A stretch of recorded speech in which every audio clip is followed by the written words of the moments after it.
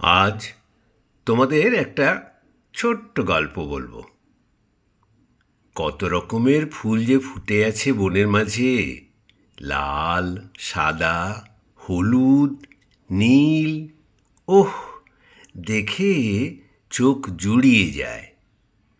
প্রজাপতিটা আপন মনে সকাল থেকে ফুলে ফুলে মধু খেয়ে বেড়াচ্ছিল।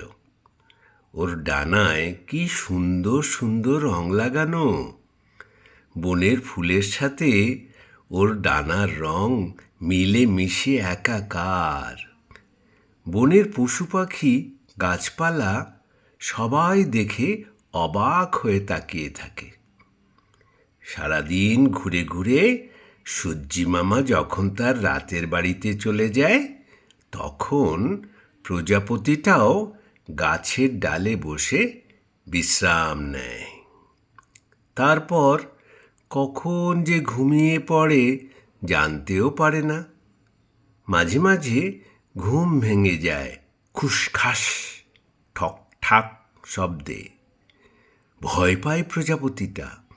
কি জানি কখন গিরগিটি, সাপ, গেছো, ব্যাঙ এসে খপ করে ওকে ধরে নিয়ে খেয়ে ফেলে।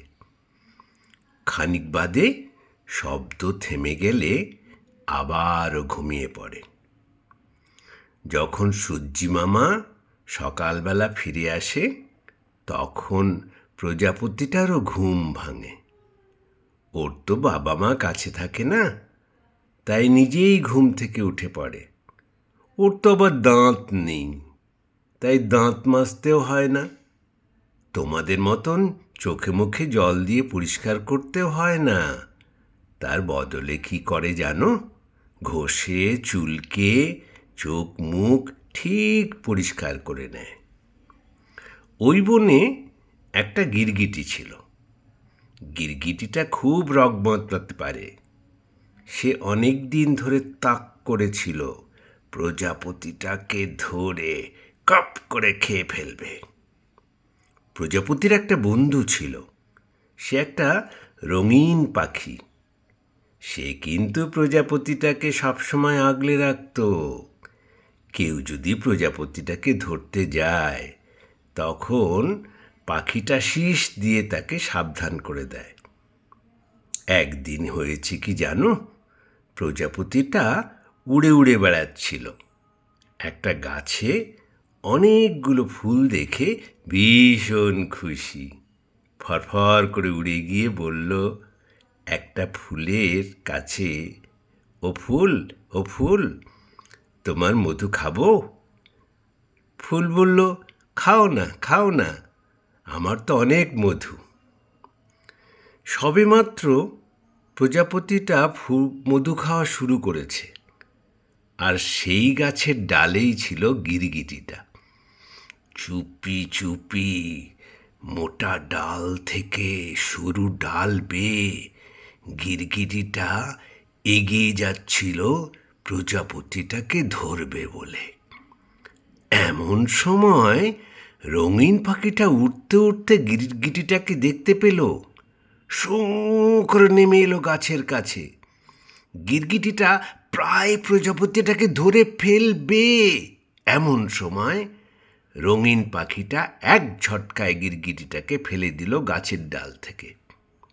গিরগিটিটা মাটিতে পড়ে ব্যথায় কুঁ কুঁ করে কেঁদে উঠল।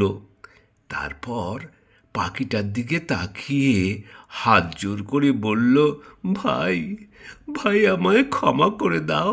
আর কখনো এই প্রজাপতিটাকে ধরতে যাব না।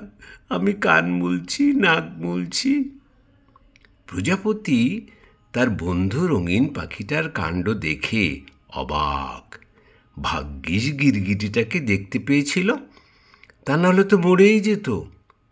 প্রজাপতি তার রঙিন পাখা দুটো নাড়তে নাড়তে পাখিটার কাছে গিয়ে বলল, বন্ধু, তুমি আমার প্রাণ বাঁচিয়েছ। তোমায় কি বলে যে ধন্যবাদ দেব।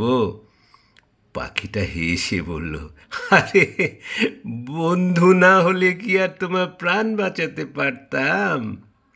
তারপর গিরগিটিটার দিকে তাকিয়ে বলল, ওহে ছোকরা, উঠে এসো, আমি তো তোমাকে খেয়েই ফেলতে পারতাম, কিন্তু তা তো করিনি, কারণ তুমি এখানেই থাকো।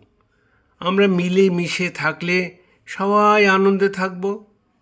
গিরগিটির কথাটা মন্দ লাগলো না। তারপর কি হলো জানো? পাখিটা গিরগিটি আর প্রজাপতিকে বলল, এসো, আমরা তিনজনে মিলে বন্ধু হই, তাহলে আর কেউ আমাদের ক্ষতি করতে পারবে না। গিরগিটি তো মহা খুশি, প্রজাপতিও আনন্দে নাচতে লাগলো। সেই থেকে ওরা বনের মাঝে নিশ্চিন্তে ঘুরে বেড়াতে লাগলো।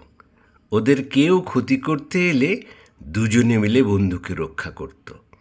মহা আনন্দে দিন কাটতে লাগলো। কি, তোমরাও বন্ধুদের বিপদ থেকে রক্ষা করতে এগিয়ে আসবে তো?